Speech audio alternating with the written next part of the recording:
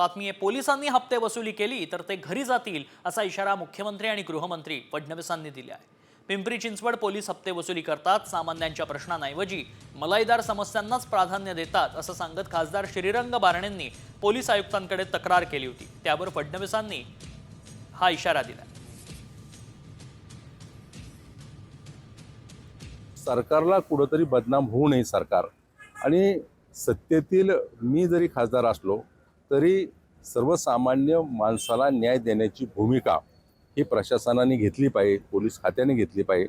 आणि त्या दृष्टिकोनातून मी पत्र देऊन याच्यावरती लक्ष वेधलेले, पोलीस खात्यानं अशा प्रकारच्या कृत्याला खतपाणी न घालता सर्वसामान्य माणसाला न्याय देण्याची भूमिका घ्यावी। शेवटचा प्रश्न, कोणी जर हप्ते वसुली करत असेल तर त्याला घरी पाठवणं